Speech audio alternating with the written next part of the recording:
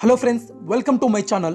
నేను ఈరోజు మీకు భూమి ఎప్పుడు పుట్టింది, ఎలా పుట్టింది, అసలు భూమి వయసు ఎంత, ఇలాంటి ఎన్నో అంశాలు తెలుసుకోవాలని చాలామందికి ఆతృత ఉంటుంది. అయితే దీనికి సంబంధించిన సమాచారం చాలా వరకు ఎవరికీ తెలియదు. కొంతమంది కొన్ని రకాల సమాధానాలు ఇచ్చినా అవి అందరినీ సంతృప్తిపరచక మరి ఎన్నో సమాధానాల కోసం అందరూ వెతుకుతున్నారు. అయితే నేను మీకోసం భూమికి తెలియని రహస్యాలు చెబుతాను.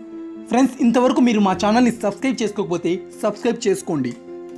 ఆథర్స్ హోమ్ అనే శాస్త్రవేత్త ఏజ్ ఆఫ్ ద ఎర్త్ అనే గ్రంథంలో భూమి వయసు సంబంధించి ఇప్పటి సైన్స్ చెప్పే లెక్కల ఏనాడు అప్పటి పండితులు చెప్పిన లెక్కలు సరిపోతున్నాయి అంటూ రాశారు.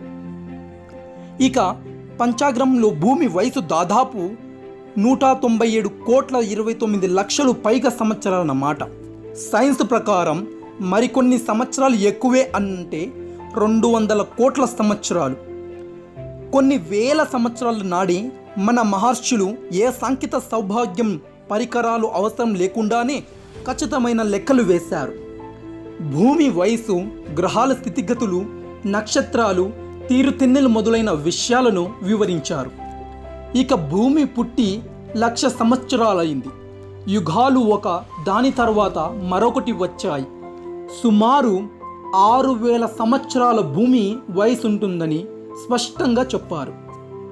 మరికొందరు భూమి పుట్టలేదు, ఏర్పడింది. ఆధునిక విశ్వ సిద్ధాంతాల ప్రకారం సుమారు 1,500 కోట్ల సంవత్సరాల క్రితం ఒక మహా నిక్షిప్తం ద్వారా శక్తి రూపాంతరం చెంది విశ్వం మారింది అని చెబుతారు. వారి అభిప్రాయం ప్రకారం భూమి వయసు సుమారు 550 కోట్ల సంవత్సరాలు. ఇది కూడా మొదట్లో సూర్యుడిలాగే స్వయం ప్రకాశం, కానీ మన ఉపనిషత్తులో వేరే విధంగా ఉంది. విశ్వమంతా చైతన్యమైనది చెబుతుంది. మరి ఈ చైతన్యం అంటే ఒక వ్యక్తి కాదు. దీనికి భిన్నంగా మరో పదార్థం లేదు. ఈ చైతన్యంతోనే ప్రకృతి అని మనం పిలిచే అనిత్యమైన శక్తి ఏర్పడిందని, అందులో మొట్టమొదట చూసి అనంతమైన ఆకాశం ఏర్పడిందని చెబుతారు. తరువాత ఆకాశం వాయు అంటే ఆ స్పేస్లో వాయువు ఏర్పడిందన్నమాట. తరువాత వాయు అగ్ని అంటే ఆ వాయువులు అగ్ని రూపంలో మారాయి. ఆగే అప అంటే అగ్ని ధృవించి నీరుగా ఏర్పడింది. ఆ ధ్రువ పదార్థమే క్రమంగా భూమిగా మారిందని చెబుతారు. ఈ భూమి ప్రకృతిలోనే వృక్ష ప్రపంచానికి ఆధారమైందని ఉపనిషత్తులు చెబుతారు.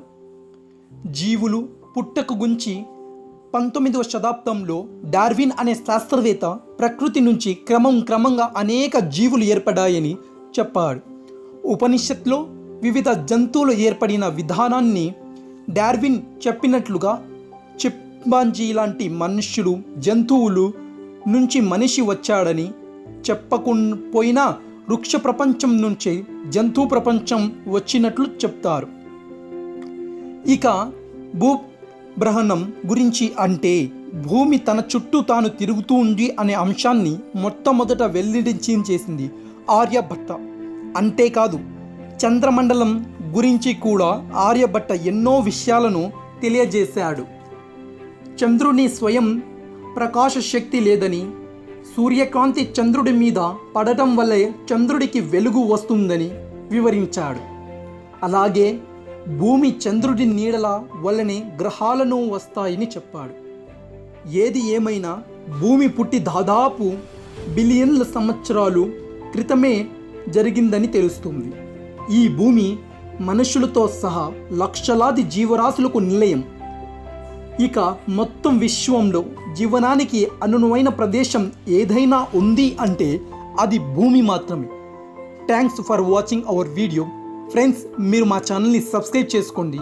నేను మీకోసం మరిన్ని ఆసక్తికర విషయాలు, అద్భుతాలు, ఇలాంటి ఎన్నో మిస్టీరియస్ కలిగిన విషయాలు తీసుకొని వస్తాను.